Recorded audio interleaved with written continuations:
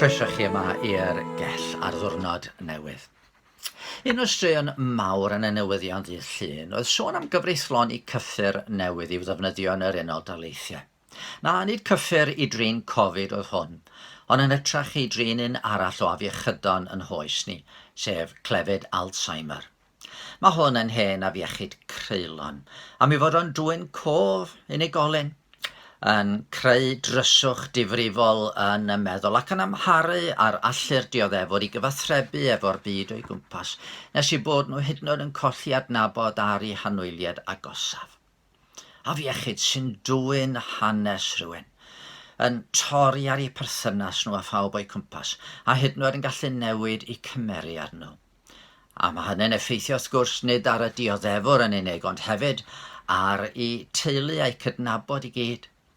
Felly mae gallu sôn am gyffur newydd i helpu trin yr afiechyd yn gam mawr ymlaen.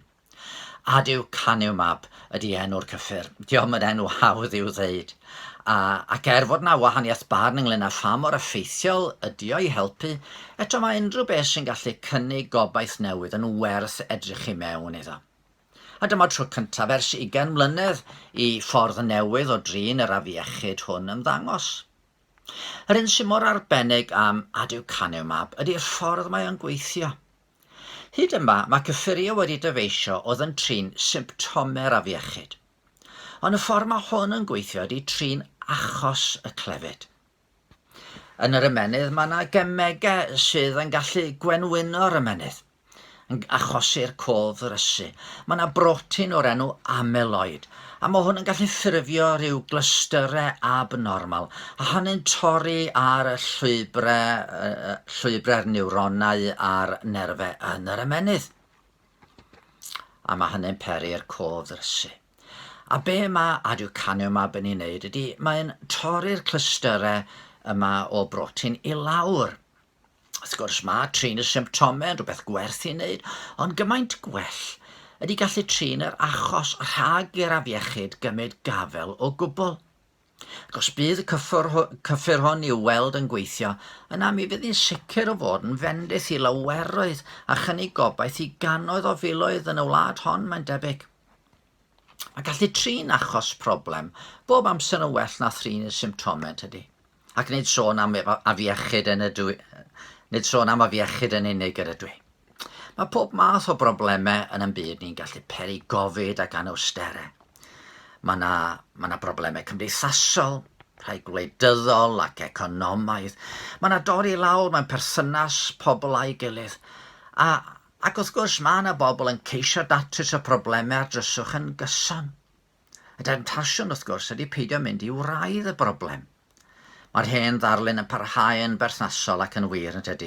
Os rowch chi bysgodyn i ddyn, dych chi'n ei fwydo fo am ddiwrnod.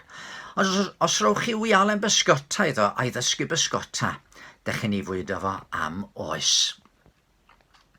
Mae tlodi rhai ardaloedd yn gwlad ni yn sicr o fod yn rhoi cyfle i broblemau cymdeithasol dwys ymddangos. Mi fyddai gallu creu mwy o swyddi yn yr ardaloedd hyn yn siŵr o helpu.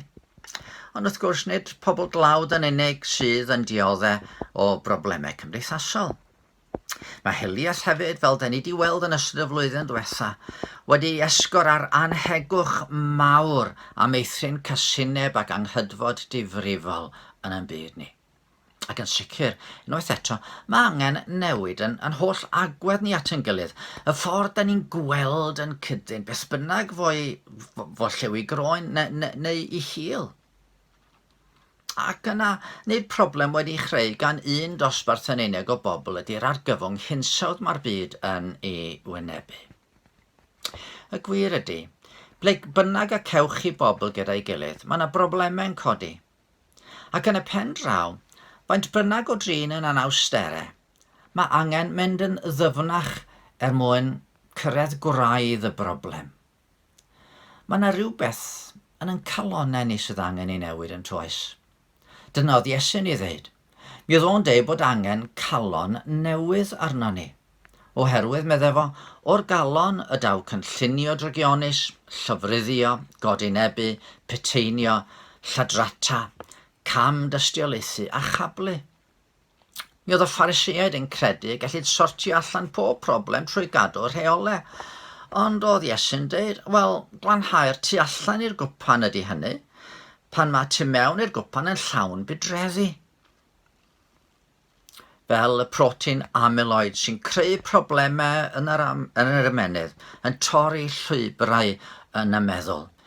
Felly, mae yna rhywbeth yn calon sydd wedi torri, mae yna lwybr wedi torri, a meddai efengyl Iesu Grist, mae'r llwybr rhyngddo ni a Duw sydd wedi dorri.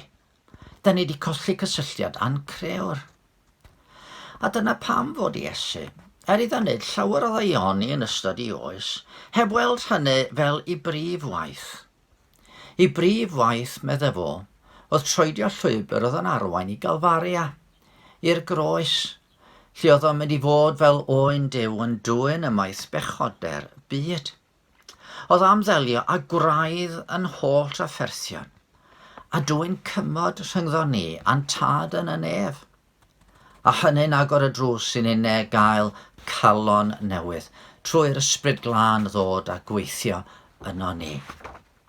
Rwan, peidiwch yng nghamddeallu. Tydw I ddim am funud yn awgrymu nad oes gwerth mawr yn yr ymdrechion I sicrhau cyfiawnder yn y gymdeithas a lleddfu doluriau y mywydau pobl sydd o'n cwmpas ni. Ond I nath Iesu hun wneud llawer o ddaioni a lleddfu poenau unigolion lu yn ystod I 2 blynedd o weinidogaeth yng Galilea. Ond gadewch I ni beidio anwybyddu achos gwylodol yn holl drafferthion.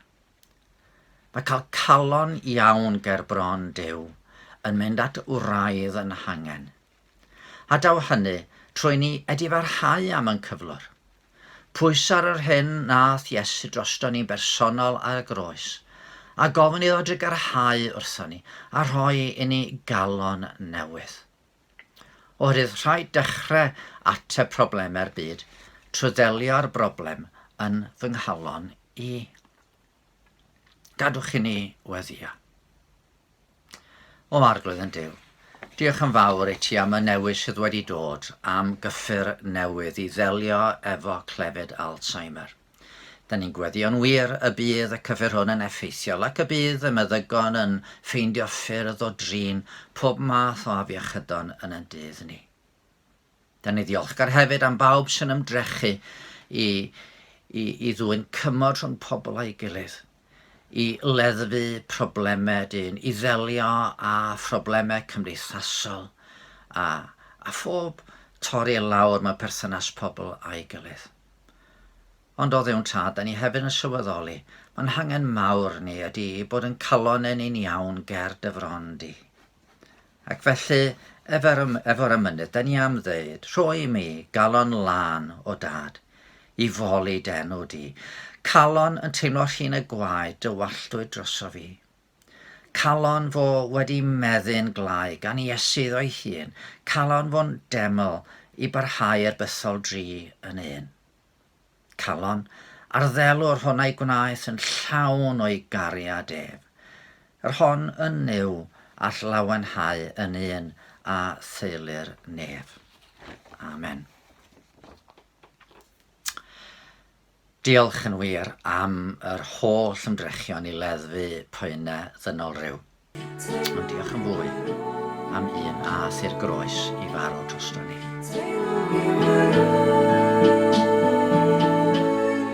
Diolch am y groes diolch am y pris a delais ti, cariais ti pechodau ni a cari rhyfeddol i'w dynas. Diolch am